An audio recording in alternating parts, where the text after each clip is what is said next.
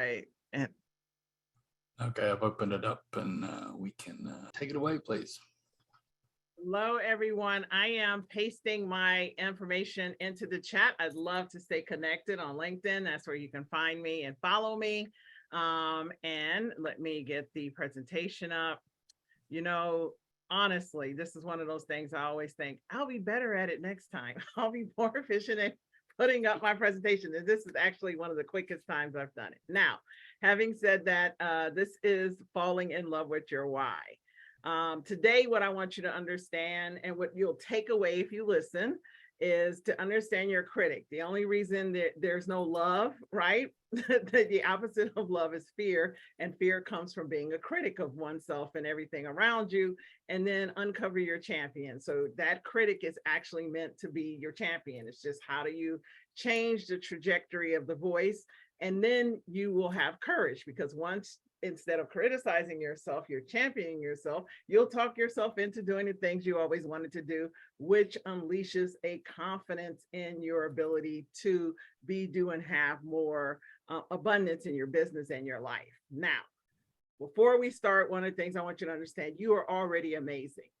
One of the things that people don't understand is just your birth is miraculous, right? So not to be graphic, but let's be biological. How many sperm did, is like millions and millions, and then the one you was made. So that makes you unique. It makes you incredible, and it always already makes you amazing at birth, right? And then this moment in time, how much or how much interfacing and co-creating and dating and meeting and all things needed to happen in the history of mankind for all of us to be right here in this space of time. So when you honestly look at where you are at any moment of time, it's miraculous. And that's what people forget. And that's why they fall out of love, because you're looking at what you don't have instead of what you already started the day with. If you're listening to me from the United States, you will have a life that is incredible and rock star level in comparison to most of the world, right? You woke up in a bed, you have water, hot water, running water, you have ice in your freezer. There's so many things that we take for granted. So I want you to start right now in this moment with a deep breath from amazing. And no, as Bill mentioned, I give a lot of information. Do not worry about attempting to capture it all. Just jot down the pearls. You can go back and watch this later. And your mind, your unconscious mind captures everything when you are in a state of belief that, oh my God, this is amazing. And whatever I need to remember, I'll remember later. When you get frustrated that it's too much and I can't remember, you actually close off your mind. So have an open space, enjoy, and be amazing as we go through this. Lots of questions. I love questions. When you ask me questions, you get more from me. And I tell people, the reason you don't get as much as you deserve in life is because you're not asking questions. You draw out of the person in front of you so much more opportunity when you ask good questions. So ask lots of questions. Now, who am I? Why am I doing this? My name is Meshell Baker. I have a background. So right now across the hall is my sister. This is why we started 5 minutes a little bit behind today, because I have chosen at this state in life to be her full-time living caregiver, and I live in aid, and I share caregiving with my parents who live about 10 minutes away. And today she's not doing so well. So I had to wait till my mom got here. So blah, blah, blah.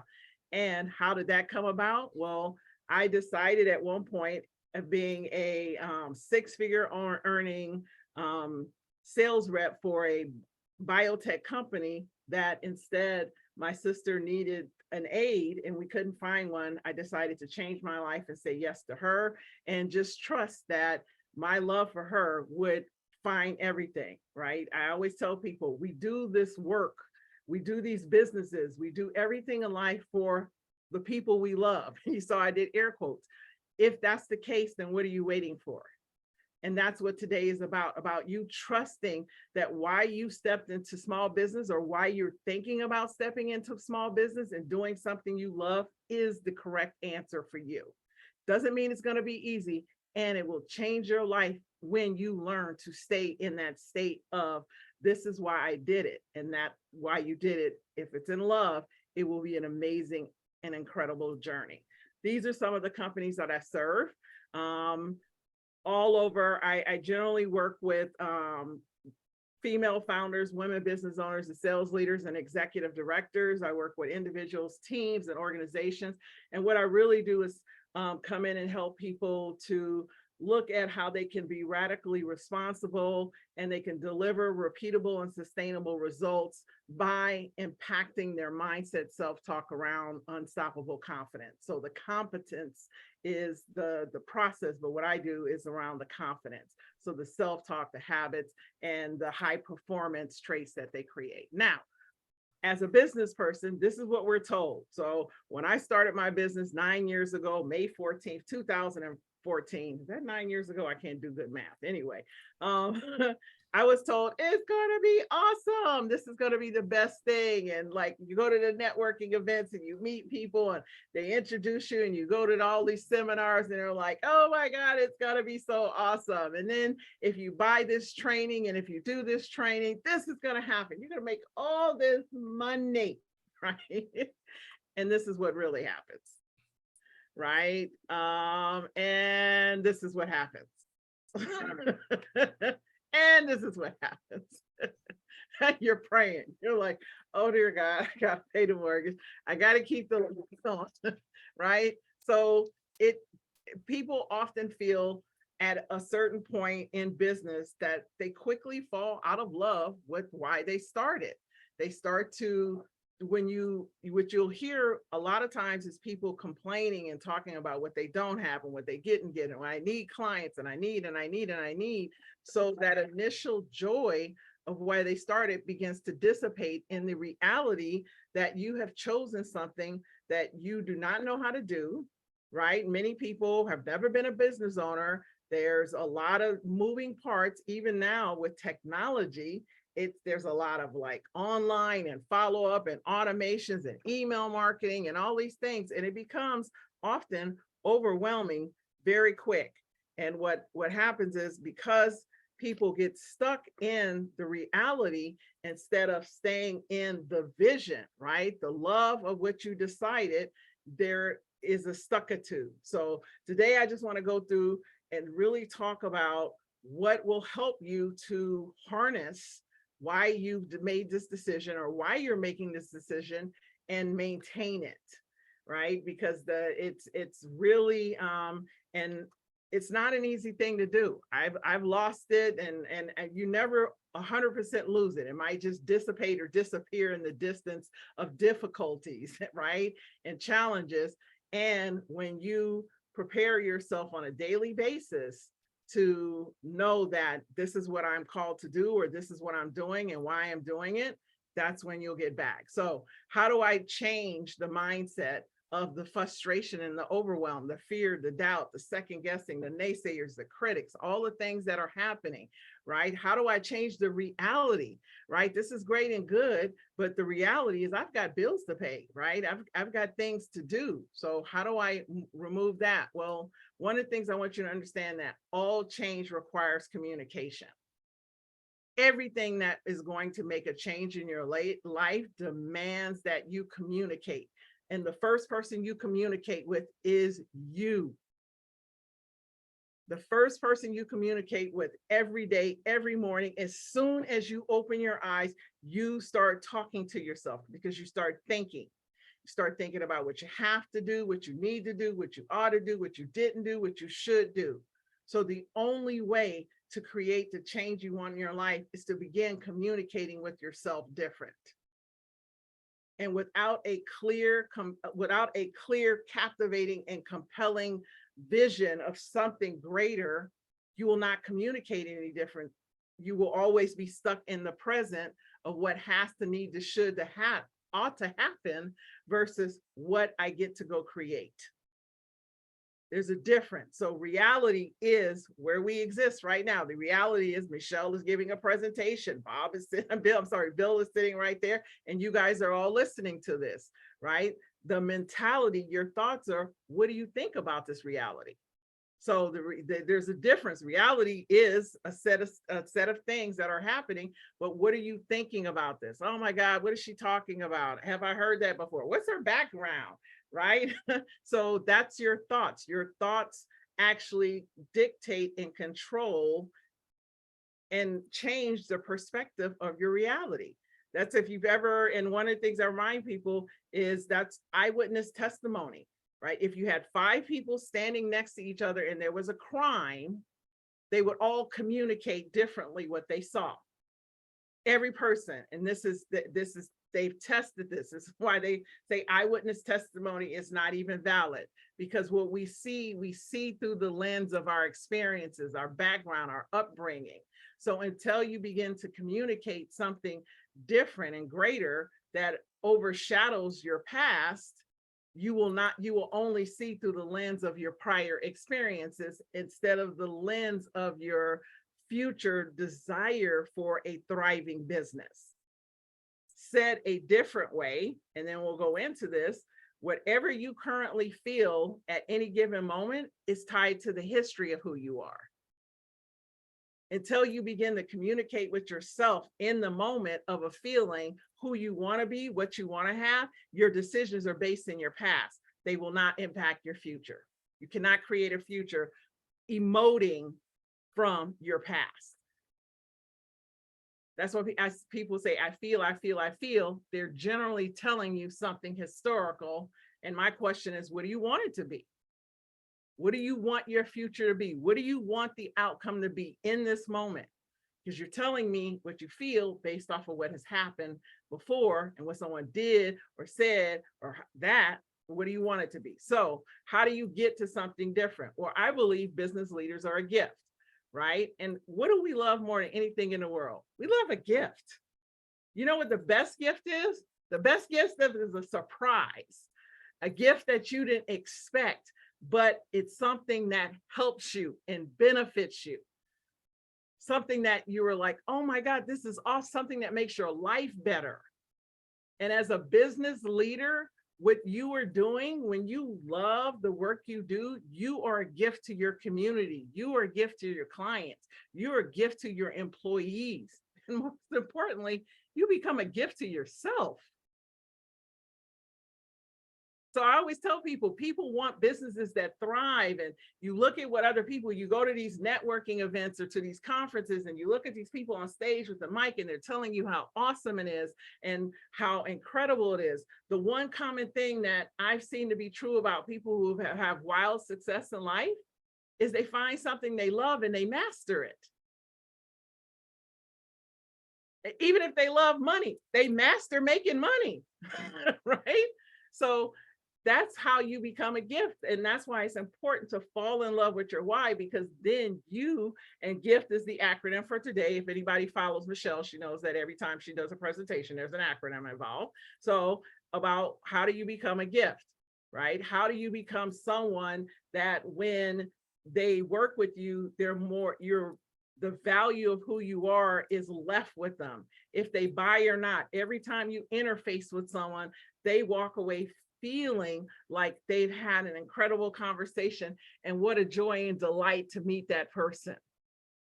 And that's what most people aren't thinking about. Most business owners are attempting to get clients. When you become a leader, leaders understand that you leave people better for having met you. Leaders understand that even though it wasn't my fault, it's still my responsibility. Right? Leaders answer questions, well, based off of the information, this is what I believe would be most valuable in this moment. One of the things I find most amazing about people who want to be leaders is they say, well, that's what you told me to do. That's not a leader's response, right? Because then you are placing blame back on the other person and you're not being accountable for your choice. So when you want to become a business leader, you must change the way you communicate, the way you think, the way you perceive opportunities that are being handed to you. Am I making sense? Does anyone have any questions at this point? Any questions, Bill? No? Okay. Growth mindset. Now, you may have heard this. This is a conversation. What is a growth mindset? A fixed mindset means that this is the way it's always been done.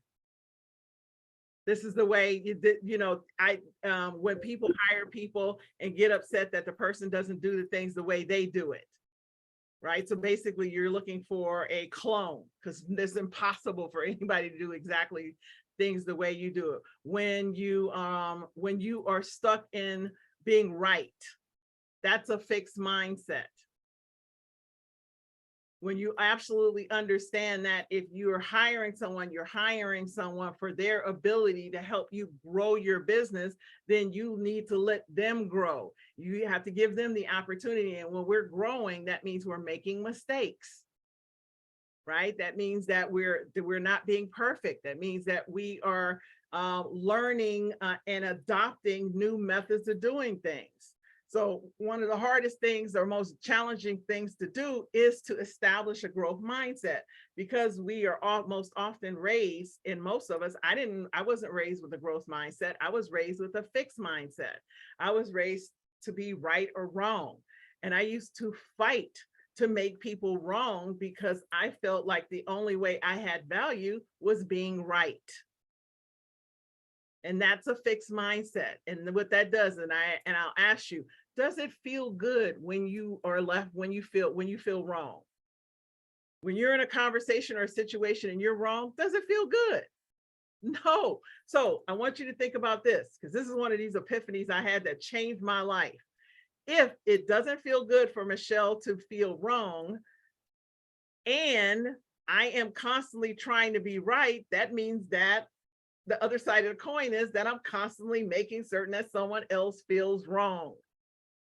Oh my God, how is that valuable? That's not a gift. If I'm walking around making certain that everybody else feels wrong, there's nothing gifty about that at all. Right? Nobody feels blessed after having interface with me if I'm sitting there trying to be right, because I'm ensuring.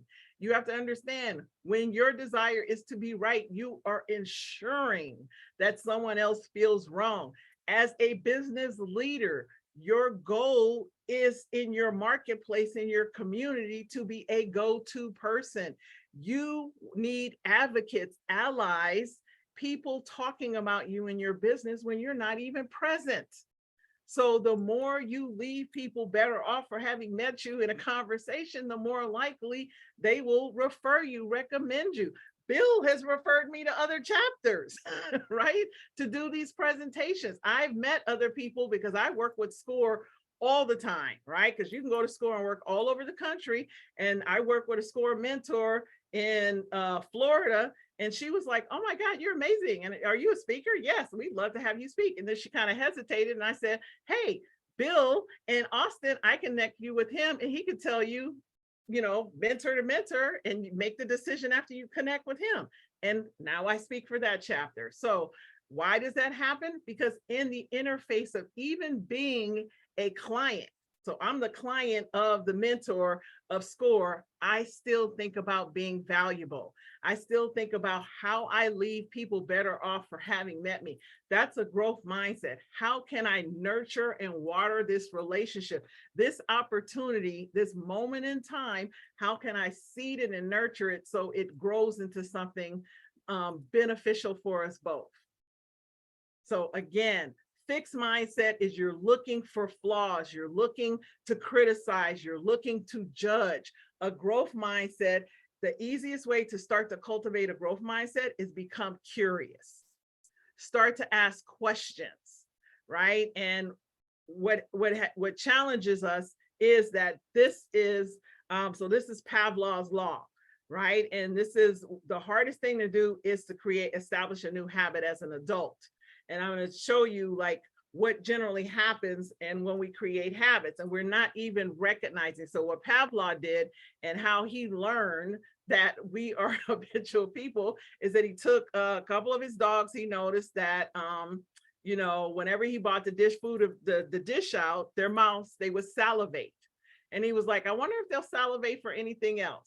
Right? No. So he started ringing a bell, right? So if you see here, it starts ringing a bell, they're not salivating. So then he brought the dish of food out and rang the bell at the same time. They started salivating.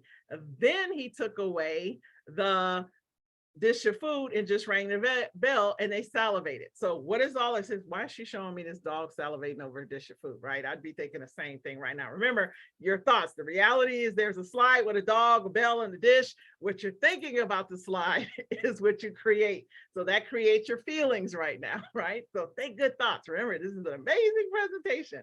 Now, what does that have to do with anything? This is what I call the double down. Right? So he needed to do two things at one time to create a different emotion. This is what most people will not stay with, the habit. And everything in life will be hard until you establish a habit. Said another way is to make life easy, create good habits. Most of us have not been raised to create good habits. Most of humanity is clueless of what it takes to create a habit. This is successful people simply do what unsuccessful people aren't willing to do, and that's establish good habits. They learn to fall in love with the things that create the results that most of us talk and complain about. And I said most of us, because like I have good habits in one category. Now, when it comes to exercise, right? Not so much, right? So I eat smaller portions during the day, right? Like I'm a fluffy, I'll be fluffy. That's it, right? Bill is like me too. So again, but this is what I call the double down. When you decide that this is who you want to be, this is what you want to have, you must look at what it takes to create that on a consistent, ongoing basis, and then look at what you're doing that's counter to that. And you're going to need to replace some activities, some habits, some patterns in your life so that you can become the gift, and it gets you in the growth mindset. One of the biggest things to recognize is, what are you saying about situations, people, circumstances in your life? When you start to see how everything is beneficial to you and find the benefit in the situation, circumstance, even the most difficult people, that is one of the hardest things to do, because you're so used to pointing, blaming, shaming, condemning, criticizing. And remember, whatever you do to other people, you're doing it to yourself first and worse. Yeah, I said that, first and worse. I like that. Anyway, so we're going to go and move to the I. Any questions about a growth mindset? And I'll give you some things at the end to encourage you of where to start, because this is a lot, right? Remember, I told you this is going to be a lot. And what'll happen is you, as long as you listen to it with an open heart and spirit, you will remember this. There's so many times in life where you sat somewhere and you've remembered things that you heard or read or did years and years ago for that moment in time. You can only do that when you're in a growth mindset. Otherwise, your mind freezes up, you're in fear, you're in overwhelm, you're frustration, blood vessels shut off, and you don't get access to the beautiful gift that is your mind. So I inspire community. So you have a growth mindset. That means that you are learning that there's no right and wrong. You're leaving the judgment. You're leaving the criticism. You're thinking more compassionately. You're thinking more kind. You're thinking more win-win-win for folks. Now you're able to inspire and have better conversations in communities. You're less likely to try to sell someone. One of the phrases that I share with people is focus on what you propose, not the close. Right? I want you to think about it as a business leader. Well, you got to have business, right? If you're not closing and signing clients, it's basically a hobby. And by the standard of the US government, you're not in business. It's a hobby. You need to create a certain level of income. You got bills to pay. Now, how do you do that? Well, you inspire community. Instead of looking for clients, trying to identify and seek clients, you're inspiring a community of people who work and you work together and benefit each other. So what does that look like? So as I was saying, instead of thinking about being hypercritical of people, what you're actually learning to do is you're learning to have conversations that are beneficial. Instead of trying to sell people, you're being valuable. What happens when you attempt to sell someone, right? So you're focused on getting the close. Oh my God, this is a client, I'm going to close them. And that's all you're talking about. At the end of the conversation, if they don't buy, does that feel comfortable to anybody? If your whole focus was to get them to buy and you're in conversation with them and they don't buy, how do you feel at the end of that conversation? And anyone could drop that in chat, right? How do you feel when someone doesn't buy, when your only and your entire focus was to get them to buy?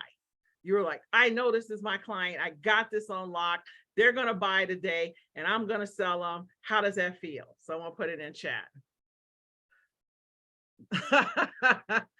Not common unity. I love it. Thank you. That was so awesome.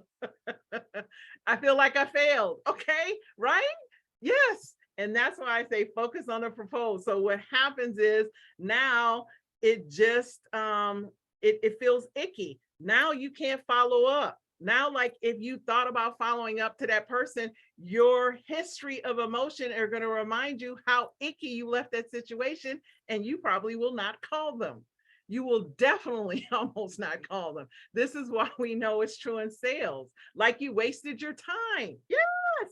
Oh my God, these are so good. I've had them all, Now, when you focus on what you propose, and that's value. So your focus is starting off, and I'll give you a trick that I do when I talk to people. I tell people up front, hey, I'm in business. So at the end of this conversation, if it seems like a good idea for us to work together, I'm going to propose that to you. I'm going to make an offer to you. But if it doesn't, I promise you, I will not sell you.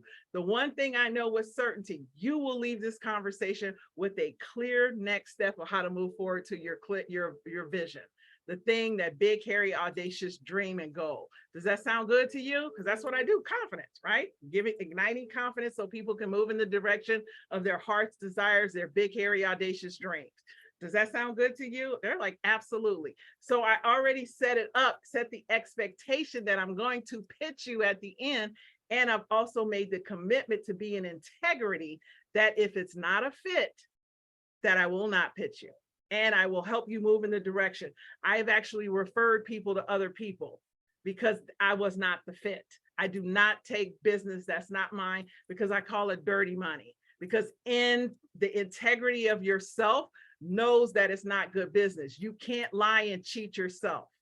Remember, your storehouse, your growth mind, you must keep this vessel pure as possible. That's why positivity is powerful. That's why doing morning affirmations is possible. That's why being valuable to other people, being kind and thoughtful to other people, it ain't for them, it's for you. It's so your thoughts become creative and cultivating and expansive and abundant in how you do business and how you attract business. Now, having said that, when I'm on the call and I'm talking to someone, and I'm inspiring the community and community to me is just the people that I'm connected with on this planet. That's anyone. I'm in community with everyone I meet. That's the way I roll, right? So when I say inspire community, it's everyone that you connect with. Once you walk out and you get on your Zoom and leave your house, you are meant to inspire and leave them better off for having met you, because abundance is reciprocal. It's a flow. And like any channel that has a flow going through it, the more pressure you put on that flow, the bigger the channel becomes. We know, like water. If you start forcing water through any channel at a hard, intense speed, that channel over time is going to get wider and wider and wider. And that's all abundance. That what abundance means, infinite source of clients and opportunities to come to you because you have decided to allow it to come to you. You created a growth mindset where you see it, you receive it, you perceive it, and therefore it's such. Now, having said that, leaving someone better off for having talked to you, if they buy or not, means that when I sit here and I'm like, oh my God, I'm like, oh, I need to close some business. I got some folks to pay. And I've had those days. And then I'll sit and I'll quietly go, who can I call? And then I'll go back through people who did not close. So I keep tabs and all kind of, all these follow-up and follow-throughs. And I don't have a problem bending my elbow. I'm like, hey, remember we talked about a month ago and you told me what your vision was? And I'm just checking to see, did you hire someone to take care of that? Because I told you when you didn't buy, I told you I was gonna follow up and stay on you. So when they don't buy, it's okay. I'm like, thank you. And know this, I'm going to stay. I will follow up with you to make certain that you have made an investment with someone. If it's not me, the call with me is your wake up call for confidence, right? So whatever business you're in, whatever that is, if you didn't hire someone, I'm going to follow up. And that allows you to follow up. Does that make sense? So now that anyone can put in chat. So instead of me trying to sell them, I am offering them an opportunity to work together. And if they don't choose me, that's okay. And I can still call them back. And I just closed the client from 6 months ago. Right? Just this week. Closed somebody from 6 months ago because I kept contacting him. And when he didn't buy, I said, no worries. I'm going to keep checking on you to make certain. And I would leave him voicemails. Hey, David, this is Meshell. Like I told you, you told me you were having problems with your leadership and you wanted some unstoppable, to ignite some unstoppable leadership confidence. I'm just calling to see that you hired someone because the situation is going to keep getting worse and worse. Right. And so finally he hired me 6 months out, had never hired anyone. My price went up now because it's a hot mess at this point. I'm coming into triage and I made it very clear 6 months ago, I told you this was going to happen. So now we're at 6 months later rate. Okay. But I wouldn't have had the confidence to say that had I not left him at that initial call without feeling like I had failed, without feeling icky, without creating community and without creating value so that he truly believed that I had his best interests at heart. So I create believers on every discovery call. Every opportunity to create a client, I create a believer that later will become a client. And if they don't become a client, they still become a fan. So I still have someone in my business community speaking highly of me, right? Because what you want is you're creating advocates that are speaking in your favor regardless. Am I making sense? And does anyone have any questions before I go on? So what is that? Gratitude. I'm grateful for the opportunity to get to talk to a prospective client about their problem, even if they don't buy, because my mind is always that I have enough. I don't need to try to get something from someone. Remember when I asked you about being right or wrong? I'll ask you another question. Does it feel good when someone takes something from you? Someone walked up, you're sitting there eating your sandwich, right? Someone walks up, takes your sandwich. You're getting ready to get in your car. Someone pushes you out and takes your car, right? Does it feel good when someone takes something from you? I'll just say no, since no one's answering. Is everybody still here? Bueller, that reference, anybody remembers that? Anyway, I date myself. Okay. All right. No, it doesn't feel good if someone takes something from you, right? So what does that mean? When you are trying to get a client, you're trying to take. That is the goal for getting a client. When your mindset is like, I got to get a client, I got to get them to be a client, you are attempting to take their money because that's why you got to get a client, because you got to get money instead of giving them value. Give them the value of what you know. Think about what your clients need before they buy from you. What is the first step in your process? What is a part of your process that you can give a little bit of without giving away the storehouse, right? So I can give people the first step. I tell people the first step to change their trajectory, like to help them to start to move in the direction of the work I do with them. Doesn't care to me. I don't like, because what I understand is by giving them that gift of the first step, it opens their mind to the possibility of working with me and what they can create. So I actually plant a seed of possibility that's so clear and so emotionally visceral in them that if they don't work with me, they'll never forget me for the rest of their life. And they're more likely to answer questions during the discovery phase because I've made them so comfortable at the beginning of the call. When you don't set the tone that you are there to be valuable to them, that you are grateful the opportunity to co-create an opportunity with them, they're guarded. They're answering questions, but they know they're waiting for the shoe to drop. They know you're going to try to sell them something. So they're like this. When you set it up at the beginning of a call, at the beginning of a conversation, that your only goal is to be valuable to people, they relax. And it differentiates you immediately, because all other business people out there, they got to get more clients, They're grabby, graspy. I call it grabby, graspy. They're doing this to everybody out there. When you just walk up and you allow people to be present, to just relax and have a conversation, enjoy being with you. And if something comes, and then they will turn around and ask you, well, who are you? What do you do? Oh my God, I know somebody. They will actually end up giving you what you're looking for without you even asking, because you decided to be the gift. And you know how rare that is. It's so rare. That's, like I tell people, the easiest way to grow your business is just be a person with integrity. Just show up with a standard that you give people and leave people better off. Your business will grow from simply that attitude. But this is it, gratitude.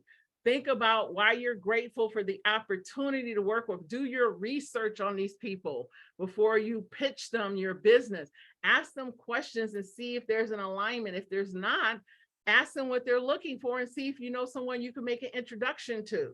So think about how you can be valuable. So that's the I. Inspire community wherever you go, and you will be amazed at what starts to flow your way. So we're going to go to the next letter. Foster creativity. I love creativity, right? So how do we foster creativity? I want you to think about this, and this is why I put the picture of children up, because children are masters at creativity. This is something we tend to lose in our adulthood. We start to forget that we actually have an infinite mind. Our mind is made up of 86 billion neurons. So I want you to think about all of that, like a computer. When you look at your smartphone and all technology was created based off of the way the mind thinks. That's why you're so drawn to it. It's very intentional. Software and technology and data is created to capture your thoughts. So one of the things, when you have a growth mindset, it means that you are intentionally taking hold of your own focus and your thoughts, and you're using your mind favorably for yourself. When you don't have it, when you have a fixed mindset, everything and everyone else has control over you. I tell people, if you sit there and you're talking about somebody make you, you're an adult. That means you've given control of your 86 billion neurons to another individual. If you sit there and you're telling the story about what someone did or should or shouldn't did to you, and you're sitting there stewing and angry and frustrated, you're giving your 86 billion neurons of creativity to someone else. You just shut them down. So now you're sitting there, steam coming off of your head, and you're using all of that genius to focus on someone else. They have control, instead of you focusing on creating the amazing vision of a business that you have. So how do you foster creativity? Curiosity is the number one way. That's what you see these kids. That's they're like, oh, that's so cool, right? So what we do is we turn that curiosity into criticism. So instead of going, oh my God, I would have never said something like that. That's intriguing. What made you say that? Right? We go, oh my God, what's wrong with you? Why are you talking like that? See what I just did there? Right? Or looking at someone who's dressed a different way. Oh my God, that's horrible. I would have never worn that. Instead of going, that's an interesting way, like to really demonstrate who you are. They must be really confident to actually come out like that. When everyone else is dressed normal, here they come, are able to demonstrate the value of who they are in a very different, colorful, interesting way. So curiosity, I always tell people, replace your critical judge with a curious observer. Start asking questions, right? Start challenging why all this negative. This is your feeling. Remember, I went back to feeling. Your reality is your mentality. Your mentality are your thoughts. Your thoughts are creating your feelings. So until you actually start to look at the life and everything around you from a lens of, I wonder, I'm curious, how is that? You will get frustrated. You will stay frustrated with life. And being creative is how you actually are beneficial and valuable and a gift to the people that you work with. Your clients are constantly telling you, like I tell people, the most difficult client is the best gift you could ever have. Because if you can turn a difficult client, all they're telling you is they're not getting something they want. They're incredibly passionate. Difficult clients are passionate, they're vocal, right? They're boisterous, they're telling you. So if you switch that person into and give them what they need, and they become a loyal client, they're a raving fan. So their boisterousness is going to be in favor of you, and they're going to use that same passionate energy to tell people about you as they were telling, as they're going off on you. So your mind, instead of being guarded and frustrated, you become creative. You start to look at the situation, circumstances in your life as more of opportunities to utilize the 86 billion neurons. All the synthesis that's happening in your life is in your favor. As I tell people, everything in life is working in your favor. Absolutely everything. You just keep telling the story that it's not.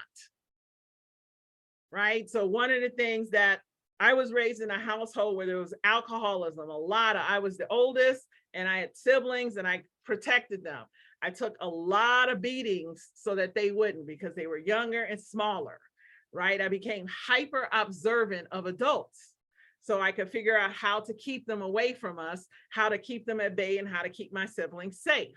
So that has turned into a superpower.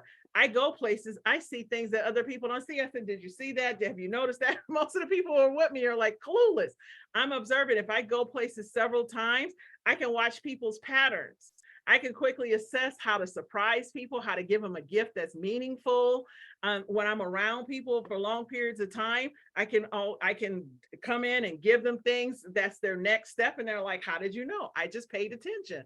Now, I say this to say that most of everything in your life is happening to teach you and give you a skill to be the gift that you're created to be at this point in time. When you begrudge your background, you're begrudging yourself. When you hold hate and you hold hurt and you hold anything in your heart that happened to you, you don't get the power of what it can do for you. So to fall in love with your why, you must fall in love with yourself first. So you must begin to tell a story. And look, I always tell people the quickest way to get rid of any embarrassment, shame, or pain is to find a place where you can start telling that story in a manner that serves someone else. So for me, I'll give an example. Years ago, I found a women's ministry, and my background is a woman of faith. And I would share all about the abuses that happened to me in a household with, alcoholic stepfathers and his friends and all those things. And I shared it, and it actually helped other people. And then as the time went on, they invited me to be a leader. And then I started sharing it in front of the whole entire group, week after week after week, right? And I alternated with the other leaders. And I became the go-to speaker because I was just so fully authentic with my sharing. What I started noticing was that other people were walking up to me, they were thanking me. I wasn't telling them what to do. I was saying, this is my experience in a similar situation, you guys know 12 steps, whatever those kind of programs are, find one and let it go. Let it go, because it's holding you back. It's like you're dragging your past, and that emotion keeps getting triggered and you can't get past it. We call those blind spots and self-limiting beliefs. That is what's happening in your mind. 86 billion neurons want to work in your favor so you can create abundance and clients and business and all the things that you need to create in life, but you're stopping yourself and you're doing stuff, and as you're doing it, you're trying to figure out why you can't stop doing it. Right? We've all been there. Like, there's no perfect person. We all have a history. At this point, our world is just dysfunction, heaped on top of dysfunction, heaped on top of dysfunction, right? But I decided that I realized I had a gift for talking that I learned in that ministry, and I couldn't stop seeing the vision of me being on stage and helping people, even though it terrified me. I started speaking October 9th, 2014 was my first professional speaking event. I was terrified. I couldn't eat, and I almost threw up before I got on stage. And the first time I spoke, I got a standing ovation. Right. And I knew that's what I was called to do. So, and my business didn't thrive because I kept sabotaging opportunities. I'd get, call me so you can speak. And all of a sudden I get depressed and I wouldn't call anyone. Well, it turned out that I had a lot of self-limiting beliefs and thoughts that weren't working in my favor, that weren't allowing me to love the gift that I was meant to be to this world. So I needed to go, not just build my business. Your business will only grow to the level that you grow. They must grow together. You must grow yourself up, mature yourself so you can be a business leader and you can be a gift to this world. Because otherwise you're hanging on to the criticism, you're hanging on to the doubt, to the fear, to the shame, to the embarrassment, and those feelings constantly get triggered in different situations. They will forever be triggered until you disappear them. And you have the power to do that based on what you do for yourself. So how do you become creative? Is you get rid of the critic. How do you get rid of the critic? Is you disappear your past. And there's so many ways to do it. And you guys have probably interfaced with someone. And as I'm talking, you're remembering an opportunity you had to do a program, to work with a coach, to go to a retreat. Go do it. Whatever just popped up for you, go do it so you can disappear it, so you can become the gift that helps your business thrive. Now, the T. We're bringing it home. We're bringing it home. We're bringing it home. Trust yourself, right? So we built up, we started with the growth mindset. We were inspiring community. You are fostering creativity.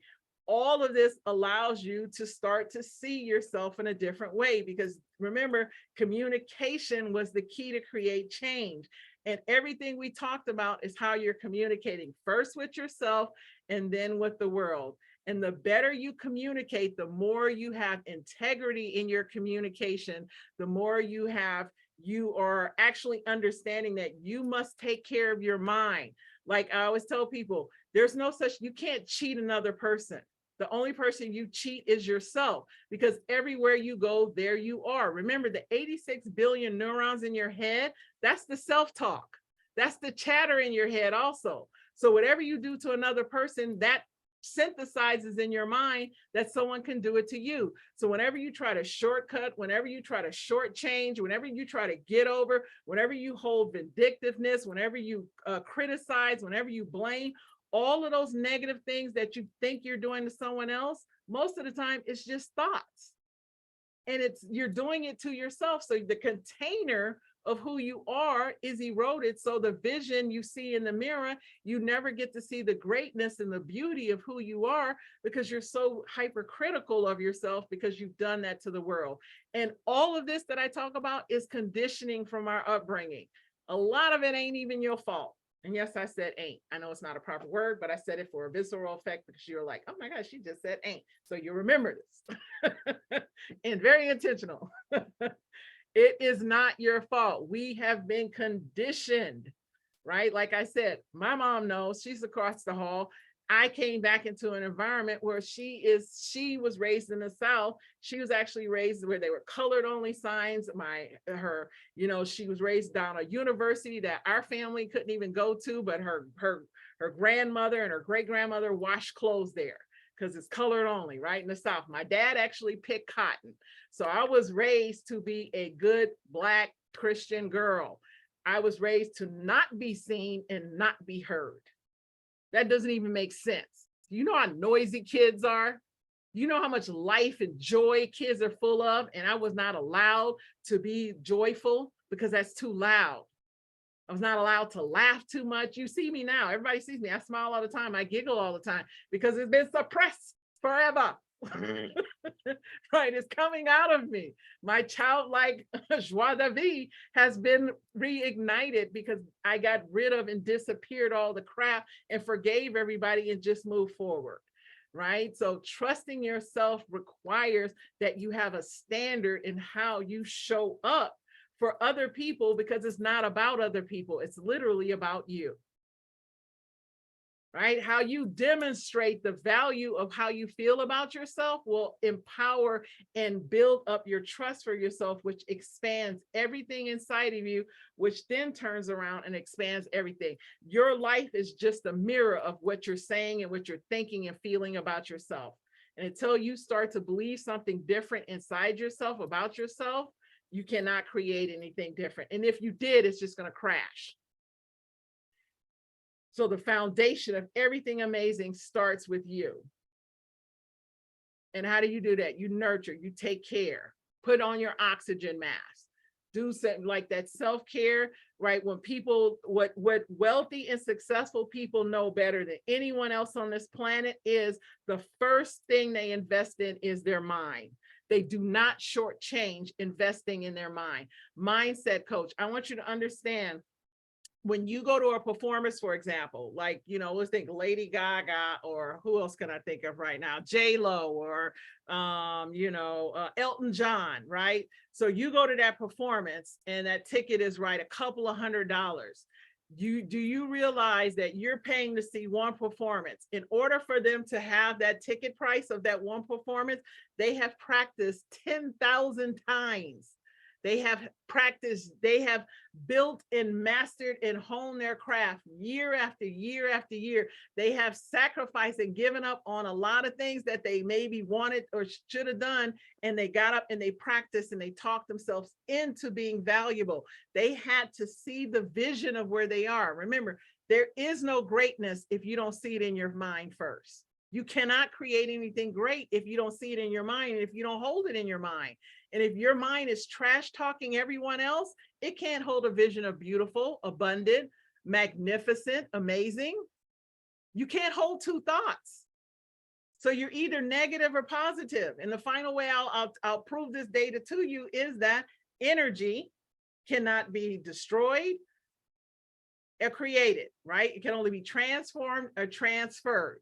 And it can only be positive or negative by the law of nature. Your soul is energy. So therefore, you human being listening to me right now can only be positive or negative, and you can only, your energy, which is your emotion, is either being transferred or transformed. So you're either allowing everything outside of you to transfer onto you, or you have become so strong in your belief of your gift that you're transforming everyone out. So it's either coming in or going out. I tell people I transform everywhere I go.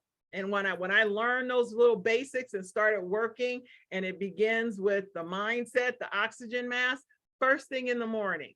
So if you've ever listened to me, I tell people, what do you do first thing in the morning? Because that's when you set your GPS for your day.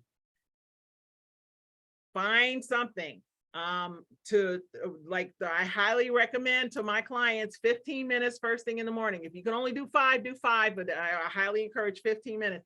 Don't worry about the length of time, just get the consistency. Meditation, affirmations, prayer. It must be positive. It must be something that fuels you, and don't worry about the change. People like, I've been doing it for weeks and it's not working. Stop. There is no there. Don't look for it to work. Look to establish the non-negotiable habits. The only reason everything in life is hard is because you don't have habits.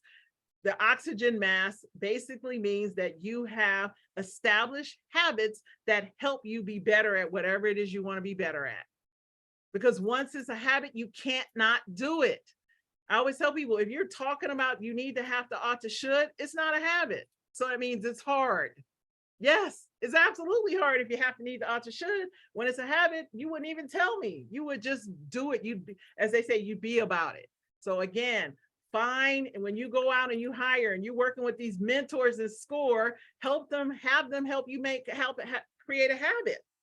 Right? If you need support, tell them, look, I'm looking for someone to help me to establish my books and stay on track for sales calls. Can we establish a call, once a week or every other week for the next couple of months? Ask them to help you establish a habit. And if they can't, there's how many, like Bill will tell you, they got how many SCORE. Okay, great. Hang up and go get another one. You haven't failed. Failure's only final if you quit. Stop quitting on yourself and keep asking questions, as I told you earlier, and get curious until you get what you need. And go establish some solid habits, and will help you change your life. So remember, confident ownership is a gift. So when you become confident that this is the vision you're creating, I'm going to be valuable, I'm going to work with people to be valuable, I'm going to leave other people be valuable, your business will, it will feel like it had a boom. It's going to be cricket, cricket, cricket, and all of a sudden, boom, right? And then when it starts to expand, again, you're going to start to think you're having problems because it's going to feel like a lot. And then you go go to SCORE and find out someone to help you scale. But just stay in the mindset that it's a growth mindset. So the gift is you have a growth mindset, you're nurturing, you're clear on what you're creating, and you're moving forward. You've decided that this is what I'm doing and I'm going to do it well. And you're inspiring community. You're going out, you're leaving people better off. You're not looking to sell, you're looking to be valuable. You're looking for opportunities to co-create, right, with the person that you're working with. It's a win-win. It's not just you getting a client. They walk away better for your service. You walk away better for the experience, because when you get good clients, they tell you how to expand and create other products and services. That's why you want the win-win, because they will be very communicative with you about how to create other products and services. Foster creativity. Remember, stay curious. Stay curious about how you're connecting and communicating with people, and ask lots of questions. And if you're scared to ask questions, tell a person, you know what? I'm new at asking questions, so this question might not come out right, and I'm really interested in getting to know you better. Your willingness to be vulnerable is powerful. I didn't magically get to be this person. When I decided I was going to leave people better off, I messed up a lot of times. I would tell people, you know, my goal is to be valuable and leave people better off. I'm guessing from your face and your physical state, this don't feel good and you don't feel better off. They just started laughing. They would be like, and you would be right. And I love the fact that you said that changed the whole conversation, right? Guess what? That person was so intrigued that I actually was that honest and that willing to say that, because it was that serious about being a gift, because I knew it was how I showed up in the community, but it also was a blessing for me first and foremost. It helps me. Like I tell people, I don't get upset. When people get angry and frustrated, and I'm looking at them like they're crazy, because I'm like, look, one, I get up every morning. I have a morning routine. It's non-negotiable. I've been doing it so long, I forgot when. My only focus is to be a gift and blessing to people. So if all of this is going on with you, I know I didn't have nothing to do with it. So, like, remember, you don't get to come and transfer that hot mess on me, right? I've got a force field of awesome happening. So how can I help you is all I'm thinking. And I trust that in that moment that I'm a blessing. I stopped doubting that, oh, maybe I did something.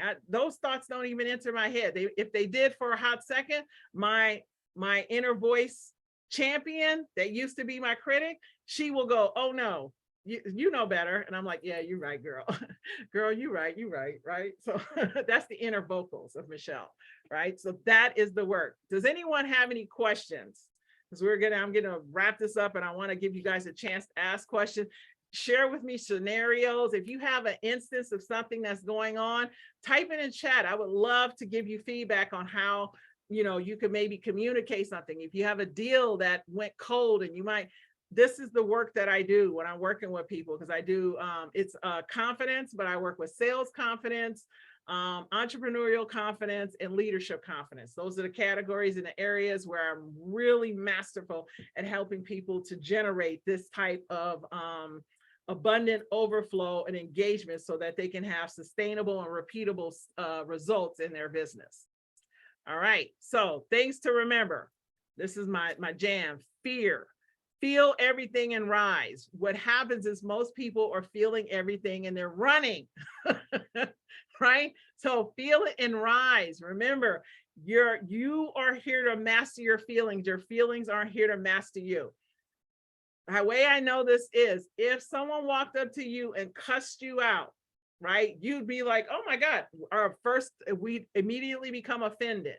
Now, if they did it in a foreign language, you would just tilt your head and scrunch your eyebrows. You're like, what? Because you wouldn't know what they were saying. So the feelings that you feel, you have power. You give yourself the feeling. No one else is giving you the feeling. You have decided to feel that way. So start deciding to feel different. Not easy, and it's the work. Remember, that's why you oxygen mask, invest in yourself. That's the only way you're going to start to learn to feel and choose a different feeling that's favorable for you and what you're creating. Next slide. There we go. E, or just the next letter. Express enthusiasm for your team's triumphs and mistakes. So when I say your team, I want you to think about, you're building a business. Always think team. So many people go, oh, it's just me. I want you to start thinking team right now today. I want you to start thinking, like, if you're working with someone on Fiverr, eventually because I use Fiverr pretty much a lot, right? And outsourcing little things. If you are building this thriving 7-figure business, eventually that's going to be someone that works for you and it's an employee and part of your team. So start to think enthusiastically about anyone that's working for you and their triumphs, their mistakes. What is their vision? Support them. How can we create a win-win? From the get-go, you want to start thinking that I am building a thriving business that is beneficial and win-win for all. So begin to express and think in terms of team. Right now is the only way you build a business and have a team. Establish a regular practice of gratitude and appreciation. When you can become a master at appreciating people, oh my God, appreciation is one of the most underutilized business strategies I've ever seen. So few people know how to appreciate people. They don't think they have time. I'm gonna tell you, you don't not have time. Because what your goal is the statistic is 81% of customers would give a referral, but only 11% of business owners ask for a referral. So when you stay in appreciation, find a way to consistently appreciate people. If it's simple as setting a time on your calendar where you're just making phone calls and just establish that a habit once a month, once a week, right? That type of thing, it's amazing. And do it in your personal and your professional life. Learn to appreciate because it's reciprocal and it's good for you. I was listening to something recently, and the guy said, he said, when you do something for yourself, you get dopamine. Well, when you do something for someone else, you get dopamine, you get endorphins, and I forget the fourth one, but you get 3 different jolts and sources of mental growth and empowerment and encouragement when you do for other people. It's that much more powerful. And gratitude and appreciation for other people, when you make that a standard. The other thing I do is a card, right? So a card a day. And that's something that's really powerful. You can go to the dollar store, get a pack of cards. Don't get the big ones because then you got to write a lot. That's the trick, right? Get the little ones.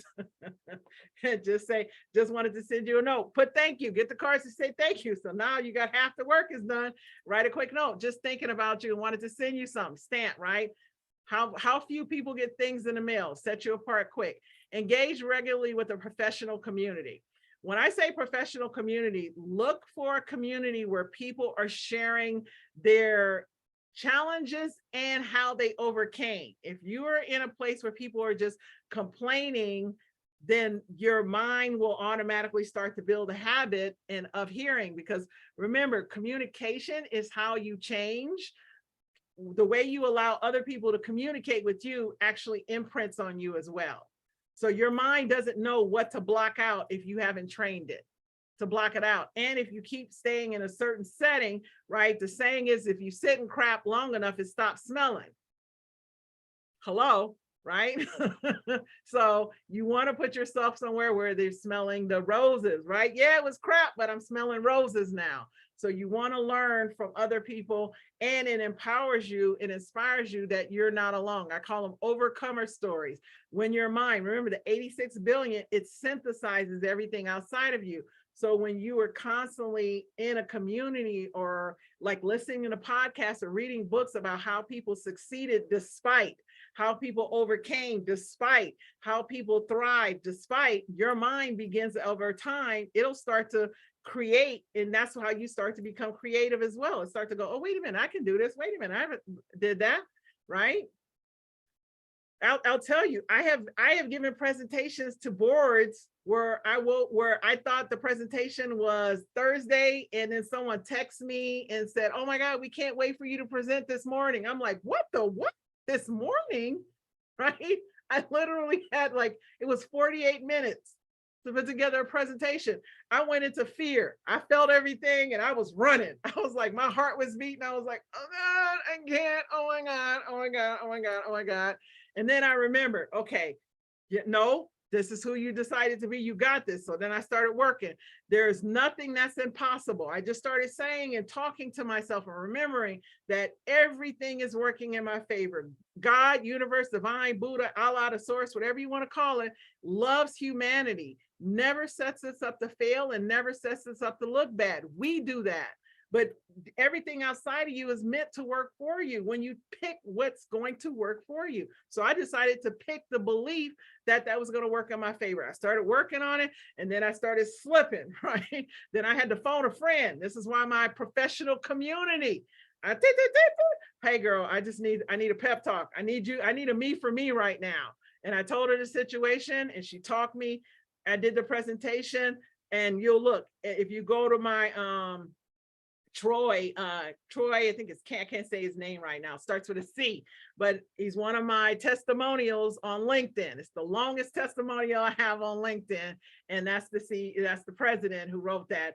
And that was a presentation that I literally had, and they were running 15 minutes late. So I initially had 48, you add the 15, I had an hour and 13 minutes to put together a presentation to a board. And I did it because I started off with the growth mindset that I can do this. I started off with the remembering I have 86 billion neurons in one presentation. There's no way. This is one problem and 86 billion neurons. I can do this, right? And my mind just kept reminding me that you can. What do you already have? What do you already know? What did you already start to build? And it just came together. So again, you must engage with professionals and people who will help you, because that wasn't the last time I've had something happen. It won't be the last time. There is no magical destination where you're going to arrive one day where there's fairies riding unicorns farting pixie dust. There is no there. You will be doing this kind of thing for the rest of your life. Being prepared for the unexpected, the unplanned, uncertainty, inconvenience, and being uncomfortable is how you become a gift. So that in the face of all of that, you still rise and say, I got this. I don't know how, but I'm about to, this is going to be amazing. I don't even know how, but this is going to be amazing. Am I making sense? And does anyone have any questions? Somebody said 86 billion, right? I know it used to be 100, and then I got somebody sent me an article and it was 86. I was like, I want my 14 billion back. Just greedy, right? So if you put your phone up and take a picture that, you can connect with me. If you want to subscribe to my newsletter, you can subscribe, or you can schedule a call, or just email me, right, and ask a question. Feel free. But if anybody has any questions right now, because I always like to leave time so that we have questions. And I want to say the reason I am here doing this today is because of SCORE. SCORE changed my life. You must understand, the federal government understands that most people have to work for a living, and most people work for small business. Most people are employed by small business, believe it or not, in the United States. So they want you to thrive, because if you thrive, you hire people, you keep our GDP and our economy moving in a forward direction.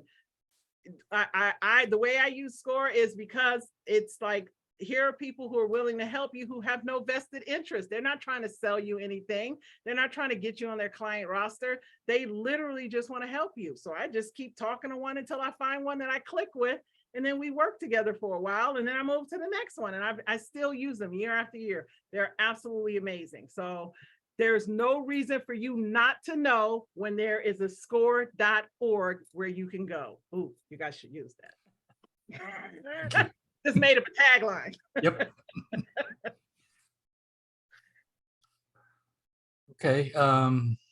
So don't be shy, folks. Ask your questions, or they're all still reeling with your presentation. He told you, and I told you it was going to be a lot. I knew, but I came back to thirds, fourths, so it's good stuff. Thank you, Meshell. Always a pleasure. That's great. And like we said, folks, we're recording this, so you can watch the whole thing all over again tomorrow if you'd like. So, looks like we don't have any questions. So thanks again, Meshell. Always a pleasure, and always enlightening. Thanks everybody else for showing up today, and hopefully we'll see you again soon on another one. So bye for now. Bye-bye, folks. Amanda, like there are so many awesome people. I just wanted to say, yeah, that thank you guys. Marja, thank you guys. Absolutely incredible. It was, I always enjoy it. You guys go rock out, be awesome. All right. Contact your SCORE mentors. Thank you. Bye-bye.